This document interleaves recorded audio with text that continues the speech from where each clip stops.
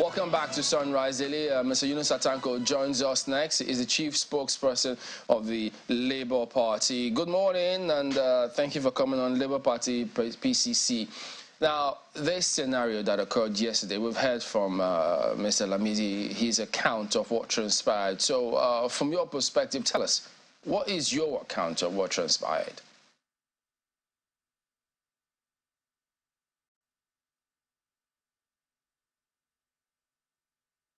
Can you hear me, Mr. Tanko?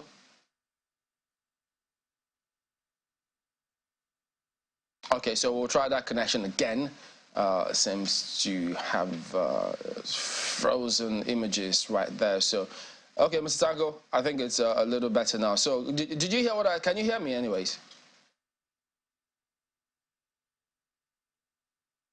Okay, I think you may need to unmute.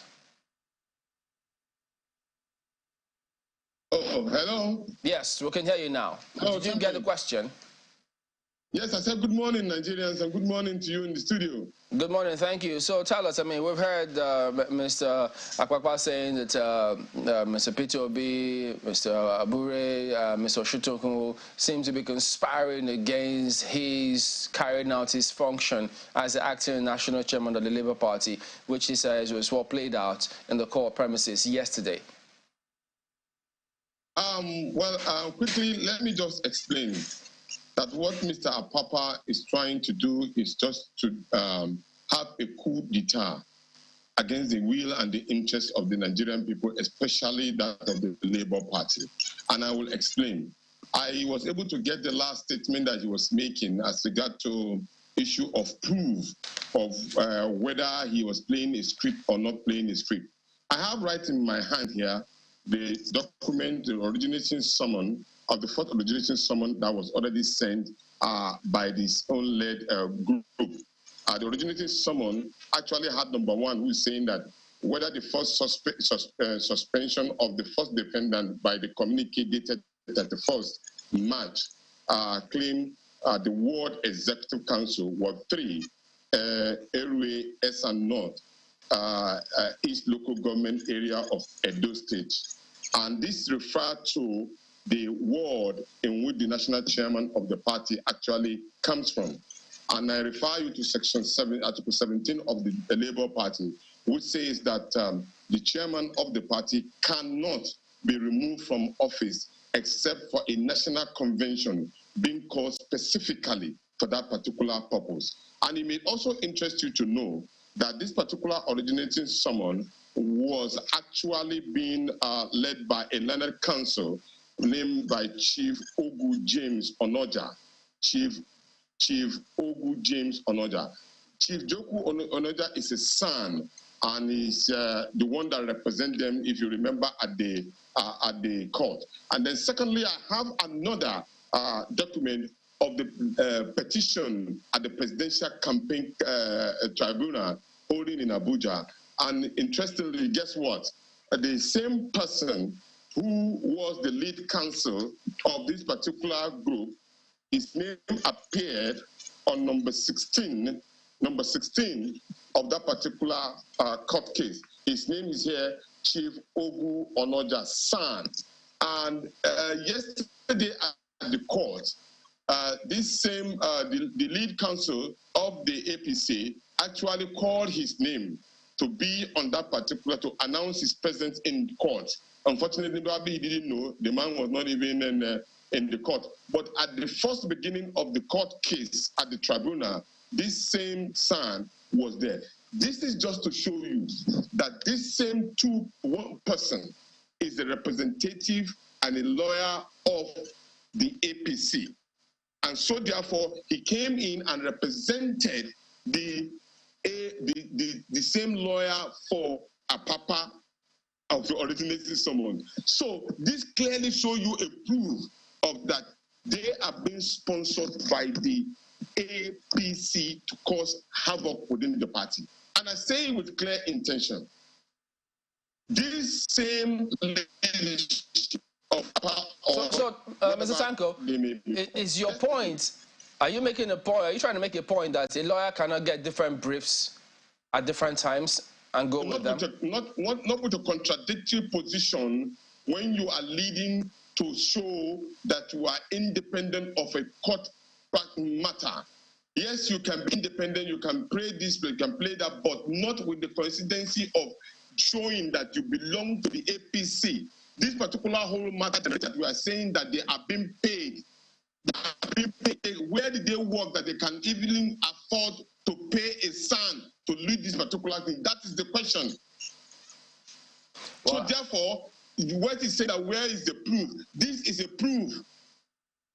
Okay, so I haven't seen those documents, so I cannot independently verify them at the moment. I will graciously give you this document in your office. I can mail it to you. It's a proof. He asked for a proof. I just gave you one. So wait, secondly, are you responding to show that we are Democrats? Wait, well, what part of the allegation are you responding to? Where Mr. Apapa was saying that what if anybody has proof that he's an agent of somebody else or something? Exactly. That is one. So, then two, to show that we are Democrats, even in a point of war, when you go to war and you fought, you killed each other, what you come back to is a dialogue discussion table. 2 days or 3 days ago, we've been having some discussion with some of the leaders of this particular coup d'etat individuals. And then we sat down. We agreed that there will not be any attempt again to affect the tribunal in the court. That is the OB dirty presidential petition that was sent into the court. We all agreed that there should not be any amount of any altercation. At that point, the day before yesterday, we all agreed that the principle that we believe that he said he believed in would choose who will represent the party. They later on insisted that it will be Apapa and they are coming to court. That also shows you that they are not interested in protecting the petition of Peter Obi, and they did come to court. And when they came to court, after agreeing, that's to tell you they were negated on the agreement. If he is truly interested in emancipating the Nigerian people, he wouldn't have come to court and insisted. He met Akin Oshitokun seated. He met other leaders of the campaign council and the party seated. I have videos to tell you, to show you that he approached them to unseat them on where they are seated. Does that show you that somebody who is ready for a peace? No. They came with intention of causing drama at the court. And what you saw was the response of the Nigerian people. Aki Oshitoku did not even make a single word. He just kept quiet. You know, he also said, Mr. Apapa also said that he has consistently said, as a matter of fact, even on the show here today, that he's been a member and still a member of the party for 21 years. And the court says, look, he, in this case, one of the deputies should take over, in this case being him, according to your constitution of the party, which is what he's laying claim to. He also further says that, look, if there is a court decision saying he should leave that position, not in an acting capacity any longer, he will go back, and there's nothing else to it.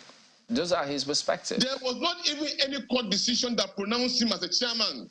So not even a court will now tell him not to be acting the script in which he's acting. You cannot put something on nothing. There was no any single court decision that pronounced him as one. Let them prove the case that you are pronounced. The court decision said that Abure should step aside, and so, if he is found wanting, they will now take a decision on his own matter. So who acts? They didn't pronounce Apapa as the chairman. Who acts? He confirmed since he steps aside. Come again? Who is the right person to act since Abure has been told to step aside? That will be the decision of the National Working Committee, not Apapa. What they did was that they organized themselves without really listening to the crop of the leadership of the party. The leadership of the party will meet and then decide who will be. And in any case, there are two courts of competent jurisdiction that have this particular matter. The first one in Benin, I read the first request to you or the originating summon, it hinges its request on the fact that the ward suspended Abure. This particular court in Abuja, that is the first thing on the list of the originating summon. And then the same court in Benin has also exonerated Abure. So you see, they cannot stand on illegality. Abure responded to the issue of the matter in Benin, and then which exonerated him. And so therefore, if the originating summon indicated clearly, first, it hinges on the fact of Benin matter, originating summon, these are two competent court of jurisdictions. And then Abure responded and obeyed the particular issues of the Benin. You understand? So therefore, Apapa and the SLED group are doing a hatchet job. It's very clear. And let me say this. Yeah. This has led to a lot of series of things happening. Remember, yesterday I was in court. There was a small drama that happened. A young man who happened to be the son of Audu, former governor of Kogi State, approached us. And because I'm raising this particular issue because Apapa was trying to rail the road of religion and tribal sentiments, which is not fair. I am a Muslim. I am a Northerner. I'm from Kano. I'm the chief spokesman of Peter Obi. Nana Kazore is the Northerner. She comes from Jigawa. She represents Peter Obi. We speak on behalf of Peter Obi. So therefore, there's nothing of religious or tribal connection in our campaign. People who showed interest, who are ready to work, and based on competence were appointed. Anybody who shows interest into the campaign is appointed by Peter Obi. I have close discussions with Peter Obi, even this morning. So she should not play the card of tribal and religious sentiment. And we are aware that that is exactly some of the script that is being played by those who have paid him. Let me give you an example of what happened. This same young man approached us yesterday and said Obi called him. And when Obi called him, he told him that he was at his workshop. And at his workshop, that he's coming there to see him. Then all of a sudden, that Obi started speaking Igbo language. And when he started speaking Igbo language, and he told Obi that he was not an Igbo person, that Obi hung up on him. Do you know what happened? We approached His Excellency and said, this is an urgent matter that's happening. He said, please, keep that young man waiting for me. I'm coming after we will meet with him one-on-one. And then he came out. And then he met the young man and said, sir, excuse me, did you say I called you? I don't even have your number. I have never called you before. How would I have called you and said I was? And the boy was angry that Obi is a tribal person. And then when Obi accorded him, he was like, he said, I just came back from the UK this morning, 3 a.m. 3 a.m. I was with Dele Momodu's in his birthday. How could I have called you? The guy was sober. These are some of the things that they are sending into the public in order to demarket or demarket Peter Obi. But Peter Obi is not a religious bigot. Neither is he a tribal person. Because if he was, he wouldn't have chosen the Baba Ahmed at his vice. And he entrusts him with a lot of things. Baba Audi is one of us. We have Metama as one of us from Kano State. We have a lot of Muslims and we love a lot of. I am one. As of today, if there are any tribe that is suffering from the decay in the system, we are the Northerners. And that was confirmed by Yari, former governor of Zamfara State, who was accorded the fact that the high level of poverty is in the north. And Zamfara was mentioned, Kano was mentioned, other states were mentioned. And Peter Obi said, I am going to turn around the fortune of the Northerners. But when he said that, what? They tried to draw the sentiment and drum the sentiment of tribal. And they said that Peter Obi was talking down. Is today at the moment now, can Northerners go to their farms? Can they travel from point A to point B? Mr. Tanko, can they take over the economic condition of the country? So these are facts. Let me bring you back to the matter at hand. So you do not dispute the membership of Mr. Apapa, that he's a member of the Labour Party, or do you dispute that? No, of course. He was a member. He was a member. He was? But when he started his shenanigans, he's already been queried and being queried by the leadership. Let me get this straight. He was or he is a member? you asked me that whether he was a member. Not at the moment anymore. Anybody that's trying to cause a disaffection within the party cannot be a member of the party. So cannot be. Has he been expelled? Have you expelled him from the party? There is a disciplinary committee already on this matter, because normally you have to give some of it, but he has already been suspended by the party. So therefore, until when he's been given a chance of fair hearing to be invited, but because of the court cases going on, he will have been invited to the committee to come and explain himself of his action that is inimical and injurious to the interests of the Nigerian people, especially the Labour Party. So until that decision is taken, he's still a member of the Labour Party, isn't he? He is a suspended member. Okay. Has there been any disciplinary body that has suspended him? Of course there was. This announcement was made at a house of the whole in Asaba. I was there. Okay. And but before that time, before that meeting in Asaba, was he the deputy national chairman of the Labour Party? Of course he was. I just told you that he was. We have document to prove that. So at what point did he become, the persona non grata that, he's now been painted as? When he planned a coup against the leadership of the party and breaking into the party secretariat, leading a group of individuals. So obviously he became a non-personal. Oh, it does appear that we're experiencing some technical issues. I hope that is resolved quickly. But it'll be very interesting to know, Mr. Tanko has presented some court documents which he says show proof that Mr. Apapa was playing on both sides of the divide.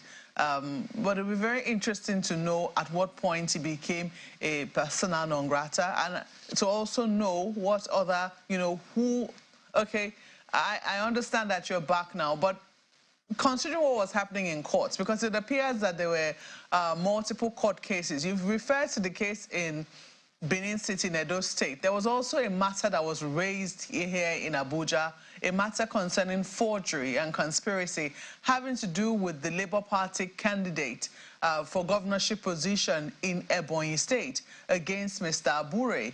That matter, I imagine, that is also still being, contended with in court. But at what point would you say that the distrust started around the person of Mr. Apapa?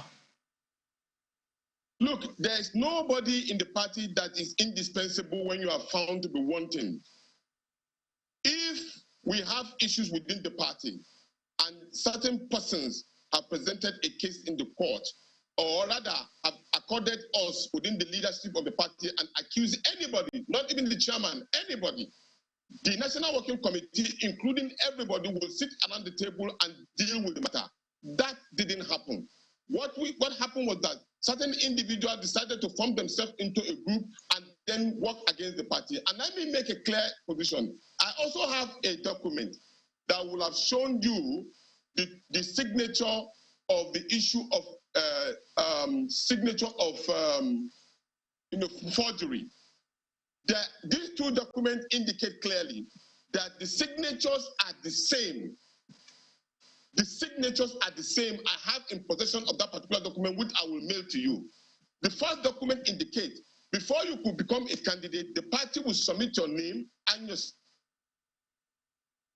document that did that have the same signature. There is complete. The signature, I have it in my possession. I want to stand on the fact of the truth. So I found out that the same document was done. And accuse somebody of signature forgery is a particular matter in absentia. You have to give the honors of explaining or to clear. Abure was not being even given the opportunity to come and clear himself. But he cleared himself and showed the document. And that is why you can see him moving around. Issues of this particular matter has been discussed and In that case, that particular issue in Abuja does not reflect to issue. That case come to the issue of leadership of a party. There's the issue of the criminality that is being accused of, which he has proved intended person. Then the issue of leadership is completely different, which a court is an internal matter of the party. It has been proven by the Supreme Court. Mr. Tanko, we appear to be losing you on some parts of the conversation. You know, your interventions are coming in will I say, in starts and stops. That's exactly what we're experiencing can you hear me right now. I can hear you. I can hear you loud and clear. And these are some of the problems that we want to solve. If Peter Obi had been pronounced the president, we wouldn't have had. He would have had me clearly. Let's go to Lagos now for more comments from my colleagues. Okay. I'm quite curious. Is he coming with a special ISP, internet service provider, maybe Peter Obi 5G or 6G? But you know what? You raised some very important issues, Mr. Yunusa Tanko, and I'll start with the one about the legal representation, because the lead counsel for the Labour Party also had represented the PDP's presidential candidate in the 2019 election. So would it be fair for people to say that the Labour, because your lead counsel had represented PDP at one point, now is representing Labour Party, and then you are playing a script from the PDP? Do you think that is a fair way to look at things? Because, as my colleague said, lawyers actually get different briefs anyway. Of course, Kayode, I agree with you at one time. No. What we're having here is at the same time. He is a lead counsel in the petition, and at the same time... Right. So I'm sorry, the audio keeps fluctuating. I'm not sure how well we can have this conversation, but would it be fair on the legal practitioner then to pin this down on him and make it look like he's partisan when you know that legal practitioners are bound by the code of their profession? Is that fair to now drag him into this and then pin partisanship on him? Very well. Howdy. Can you hear me? Yes, I can hear you now. Okay, I said this happened at the same time. While he was a lead counsel in the matter against Peter Obi, at the same time he's representing those who are against Peter Obi. How do you correlate that? If it's at a one-time independent period of time, nobody will question it. I'm giving you two instances. I'm giving you a proof to show that it is coincidental happening at the same time. All right. So how can that be coincidence? Speak to this point. You said that at this point there is no acting chairman from your own perspective, even though Mr. Apapa said he is. So if Mr. Abure has stepped aside, are you saying that there's now a vacuum in that position for the Labour Party? There is no vacuum. So who is acting as the national chairman? Abure is the national chairman. But you said he had stepped aside. Let me explain. Let me explain. I said they were saying that if he is to step aside, that would have been a decision. Okay? But at the moment now, oh my goodness. Oh, it's okay. Hello? It looks like your device fell over. Can you hear me? Yes, I can hear you now. Yeah. In this particular case, I am saying that Mr. Abure at this point is the chairman of the party. But because of the pending case in the court, he has given his administrative duties to Mrs. Ladi Ilia, who is acting administratively. Okay, so he has indeed stepped aside as the national chairman of Labour Party and handed over to the person you talk about. No, not handing over. His administrative duties has already been given so that he will not be found wanting. He is a lawyer, so you know. If you say he's handing over his administrative duties, that means he's not performing the functions of the national chairman. Which he has the right to do as a chairman. Hence, he's not Which he has the right to do as a chairman. Yeah, no, Mr. Tanko, help us understand so we don't mix things up. You said he has handed over his administrative duties. Am I correct? Yeah. So Mrs. Ladi Ilia Mrs. Ladi Ilia is acting in his capacity now, or at least in his stead now. Administratively. So what activities, what kind of activity is he performing then?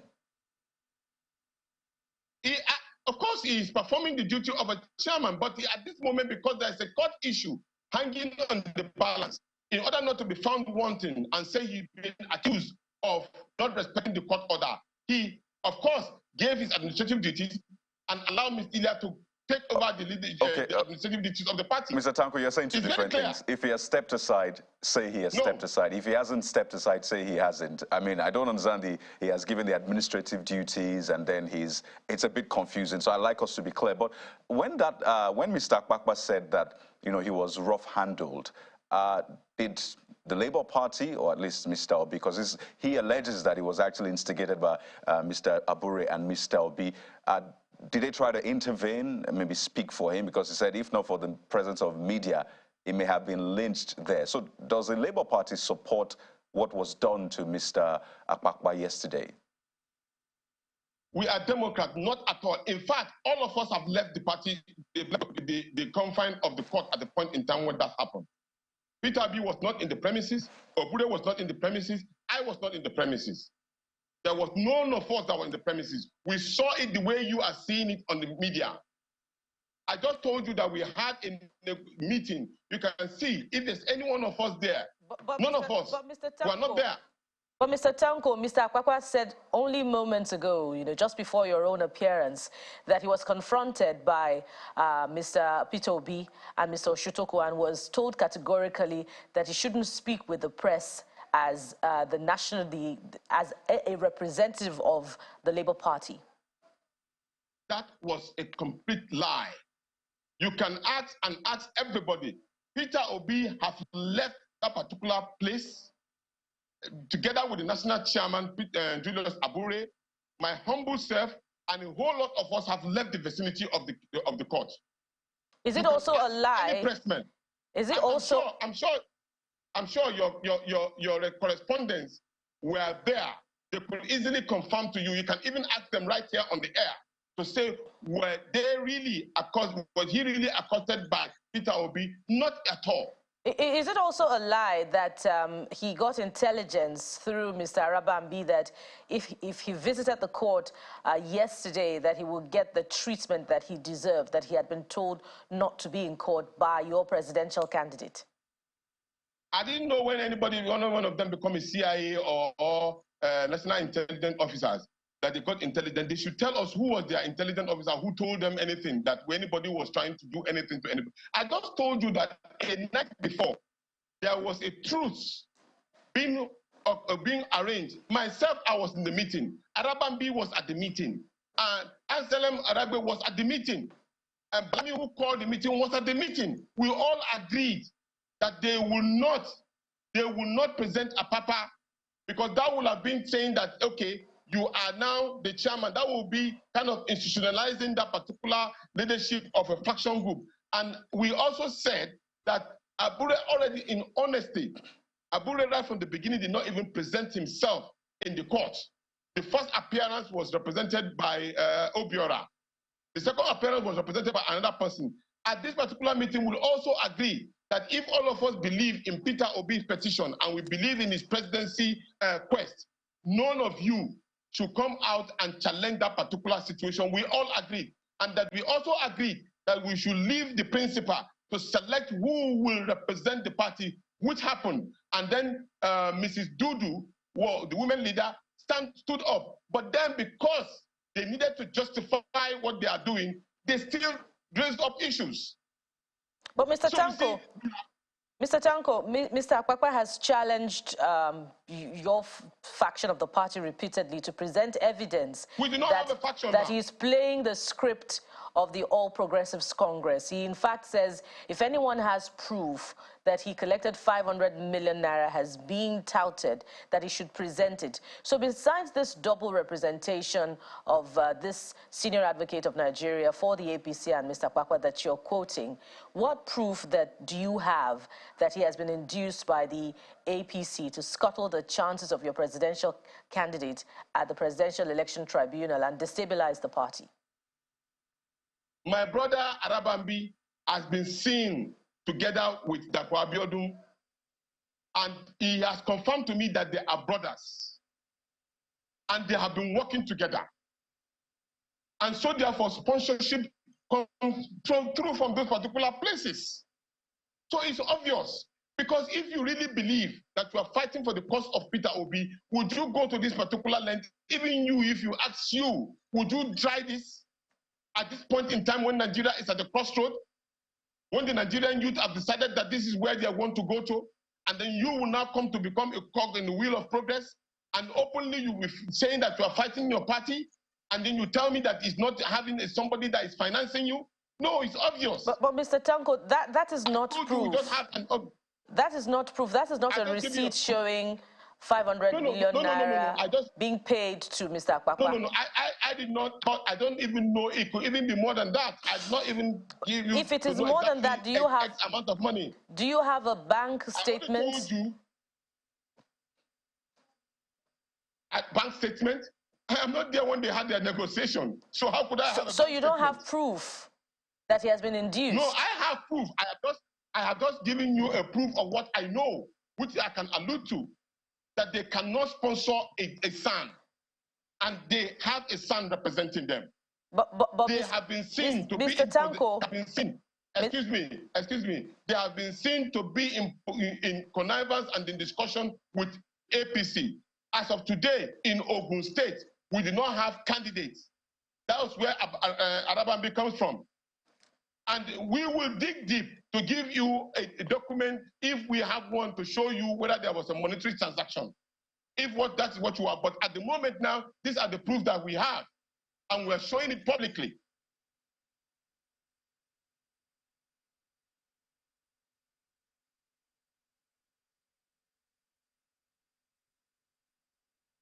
Well, we have to thank you so much for your time, Mr. Eunice Tanko. But I want to ask you, how do you then think this will be resolved? The case, the matter in court now has now been moved to May the 19th, from what we gather. Do you see this same drama playing out again in court? First of all, like I told you, we made serious attempt to deal with alternative dispute resolution. In fact, if they had adhered to these particular discussions that we had prior, we would have had meetings with our principal yesterday. A meeting was scheduled for 6 p.m. with councils of elders who want to mediate the matter. But because now they now destined that particular agreement, that meeting could not hold. But now what we have to resolve to is the issue of the courts. And then if they have come to a discussion and within them and think that there is a best option that they think we are ready for discussion to take care of certain issues. But then it is not negotiable for us not to follow the dictates and the positions of the constitution of the party. That will be determined by the court of law. And we are ready to go all the way because we are Democrats. All right then, Mr. Eunice Tanko, thank you so much for speaking with us. He's the Chief Spokesperson, Labour Party Presidential Campaign Council. Thank you very much for listening.